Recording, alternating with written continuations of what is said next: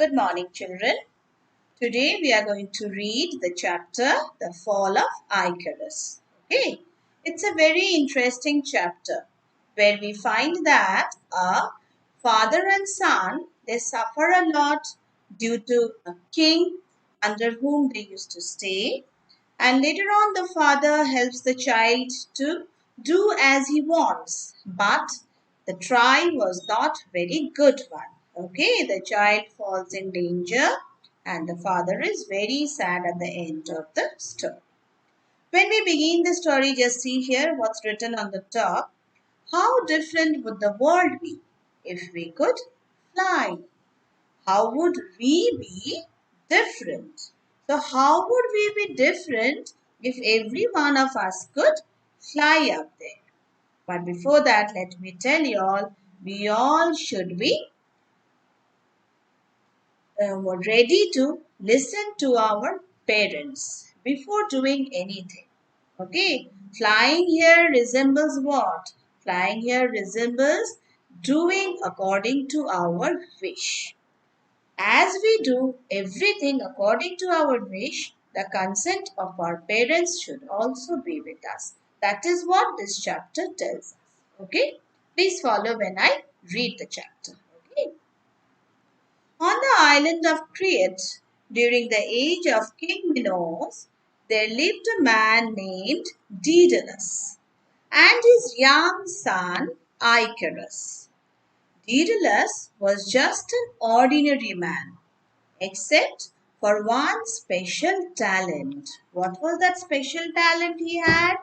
He was an inventor of strange and wonderful mechanical creations. So he had a talent. What was that? He could invent mechanical creations. Okay.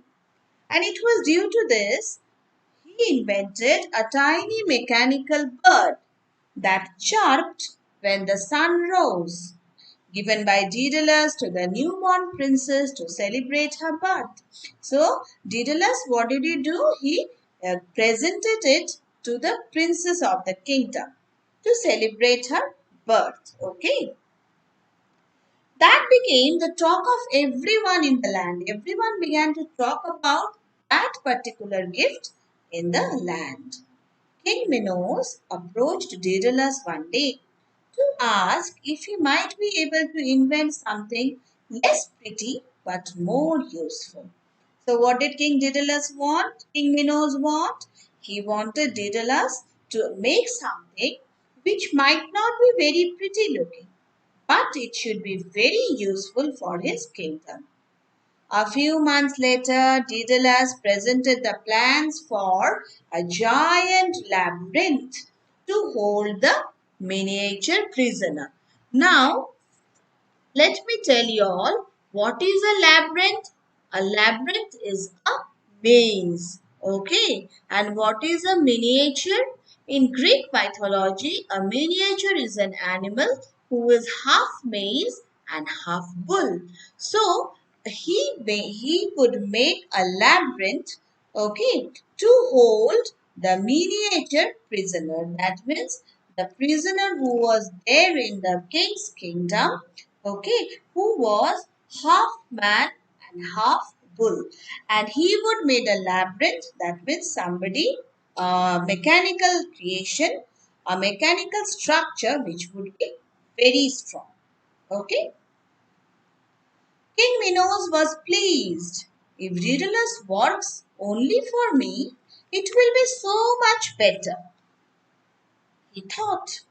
He asked his royal guards to take Daedalus and his young son Icarus and lock them away in a cave high above the sea.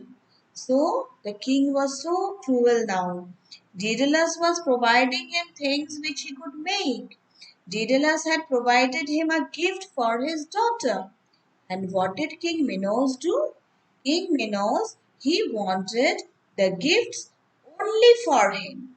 So what he did? He took away Daedalus and his son and kept them like imprisoned them in a cave which was high above the sea from where Daedalus and his son Icarus cannot run away also. The only entrance to the cave were through the labyrinth guarded by the king's soldiers. The only entrance to the cave was where? Through the labyrinth which was guarded by the king's soldier. So the mouth of the cave was a labyrinth. Okay. It was a structure of neither a man nor a bull, a structure which was half a man and half a bull. The mouth of the cave was in that structure, and it was always guarded by the king's soldiers.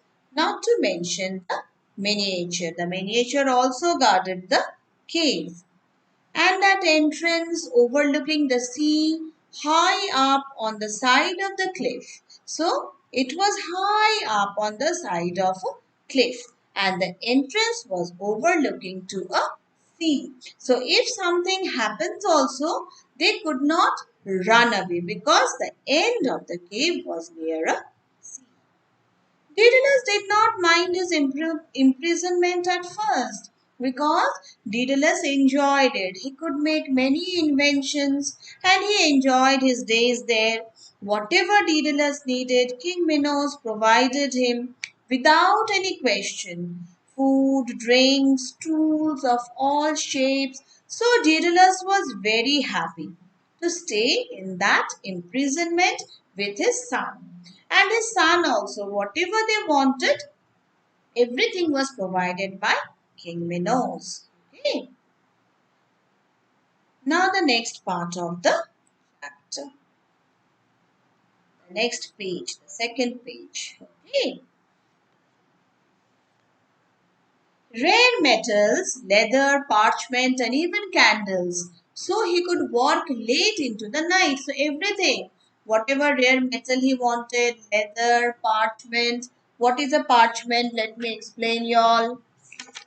Parchment is a material made from the skin of an animal which is used for writing. Okay.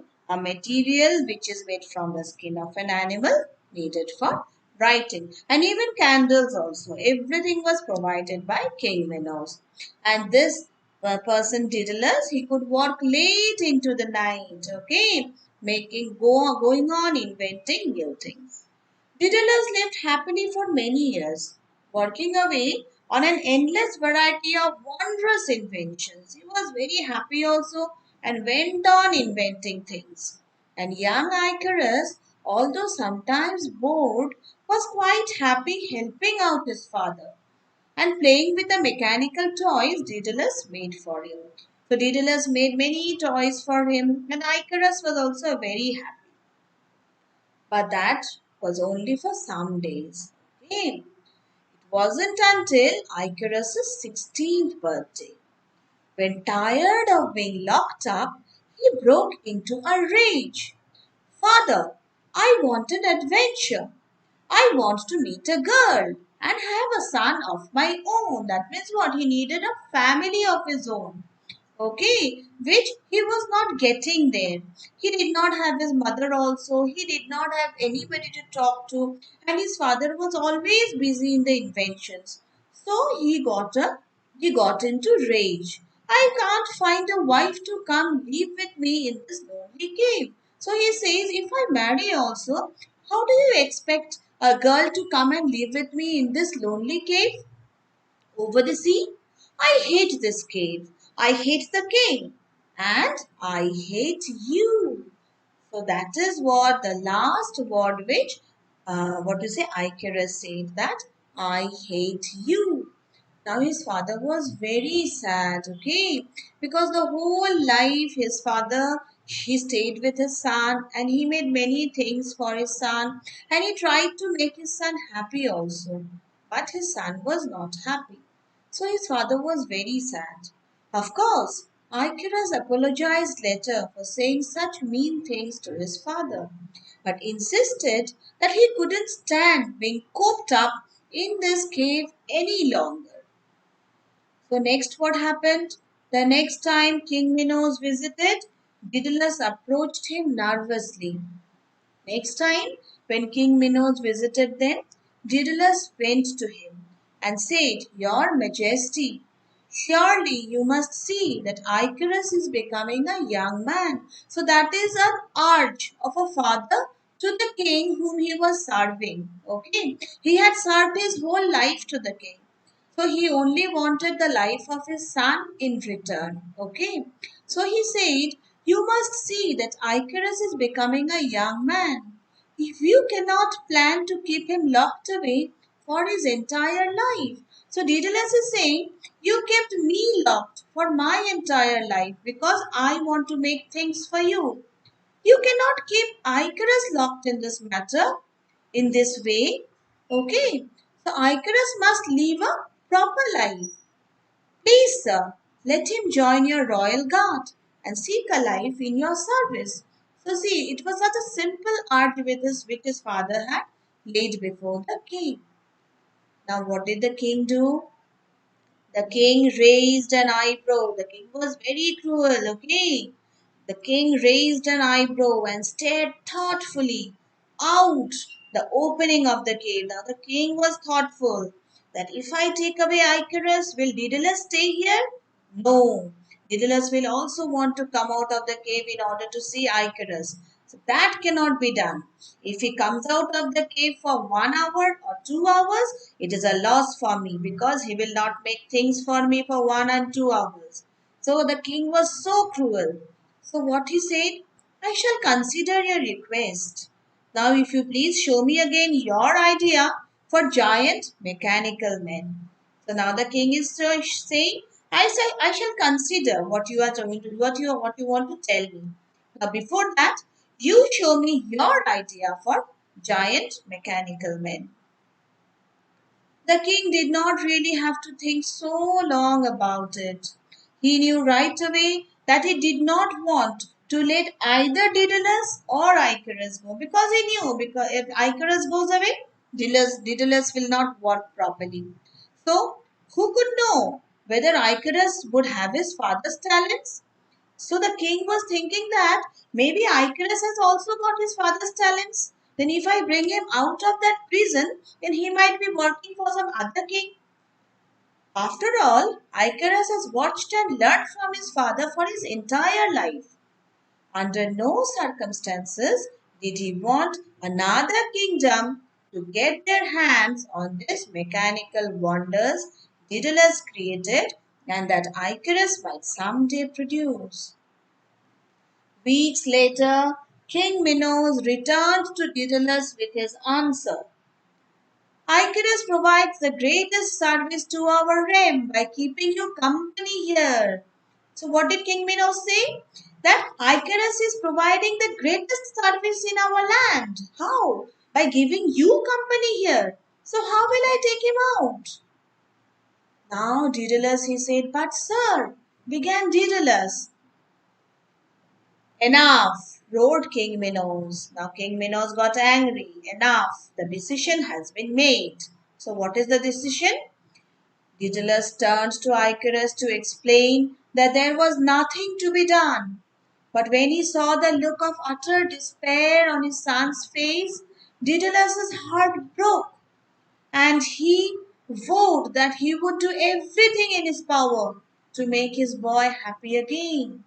So he thought that for my whole life I have been working only to keep my son happy. It's not for me. Now what will I do? He said that I'll make my extreme use of my power to make my son happy again. But what could be done? Daedalus stood staring out the entrance of the cave overlooking the sea, watching the waves crash on the rocks below and the seagulls circling over the cliffs.